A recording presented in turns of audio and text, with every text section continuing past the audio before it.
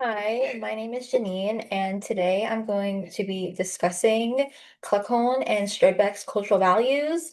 I will be talking about the theory and all the details about it, their overall concept, and also some examples. So, what is Kluckholn and Strodtbecks cultural values?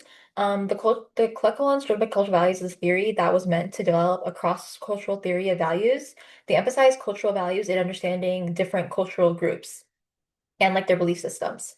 They believe that there are three potential responses to each of these questions that they believed, although all responses were possible amongst all the societies and groups of people, each one typically had one or two possible answers that they preferred over um, another set of answers. So the questions and answers help understand differences in values within the different groups of people. For instance, religious beliefs could reinforce certain cultural values, and this can apply to cultural groups based off of things like class, gender, nationality, and more. So, what are the value orientations? Kluckhoff and Stolbeck believe that every culture faces the same survival needs and must answer the same type of questions. These questions fall into categories such as human nature, the relation between humans and nature, time, human activity, and social relations within each other. This chart shows the different value orientations with different set of cultural responses that different group of people would have. So, for example, about human nature, how there's different groups, such as basically good, a range of values, such as like a mix between good and evil, and basically evil. And this goes with the relation of humans and nature, about humans dominating, a harmony existing, and how nature dominates as well as human relations, where people prefer to be an individual, like in an individualistic way, or they prefer to be within groups and families or collateral, and then prefer personalities such as doing and the stress or action of actually doing something, or growing, the stress, which is the stress on spiritual growth, and being, which is stress on who you are as a person. And then finally, we have the relation with time. So basically, how different groups emphasize the importance of their time. So some people are more oriented with the current time, or they are more invested in the future or in the past, such as like using history to explain the way life is now, as an example. So the important questions that this theory talks about. So the table provided that I just showed had three possible responses to the basic questions when it comes to human nature. One is the belief of the goodness of human nature. The second is the idea of good and evil in human nature. And the third being that human nature is basically inherently evil. So, this theory suggested that cultural groups must answer these important questions, which is what is human nature, what is the relationship between humans and nature, what is the relationship between humans, preferred personality, and the orientation towards time, which is what we discussed on the chart in the last slide. So first, talking about the relation between humans, relationships between humans, certain cultural groups value individualism, while others focus more on groups. So these values can differentiate the two types of society. So some people prefer to be alone and more reserved, and some people in their cultures prefer to be around family, to be in groups of people, such as that. The text provides certain examples of the relation between humans, such as certain practices to honor ancestors, as an example, or also even economic practices, such as in the US, those who are working class being more collectivistic and like to themselves in comparison to those who are upper or middle class.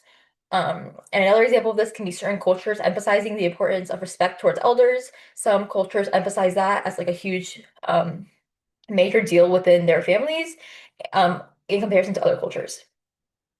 To continue relation to humans, individualism is a major value that is held up by European Americans and has a big contrast in comparison to more collective societies and people who prefer to be in groups, where they hold major importance on collective families and loyalty when it comes to family. These values also can have influence on communication, so the way people interact and resolve conflict. Those who are more individual into themselves prefer direct communication and are very like straightforward.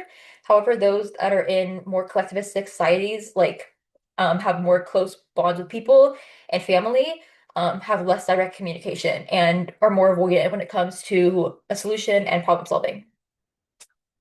Preferred forms of activity. Productivity is a very common activity value in the US. So basically, the more you do is makes you higher viewed. So it has to do with certain jobs over comparison to other people who, those who have a certain high status value are those who do and take action. The growing orientation, which emphasizes the spiritual aspects of life, and some cultures, such as Japan, for example, as the text states, utilize doing as well as growing. So both. Um, and the other solution, which is the third one, would be being, which has to do with self-actualization, which relates to forms of experiences and lived-in experiences. And finally, the orientation to time. Many US cultures, specifically European American, as well as middle class, emphasize the future. So, an example of this could be having to do with depositing money, having appointment books, or things have to do with looking far into the future. However, other cultures, such as Spain or Greece, stay more in the present and more in the current, living in the current time. European and Asian cultures also emphasize the past and the importance of history in relation to understanding contemporary life.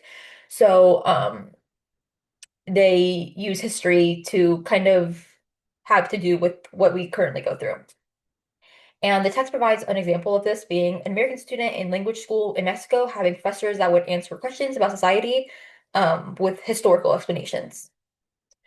Overall, this Kluckholn-Strodtbeck theory is one of the ways we still study human nature within different people. It's a theory that believes the importance of cultural values and also the understanding of different cultural groups, that these values are beliefs and are shared by these cultures, and how every culture has different ways of going about these questions and these set of beliefs.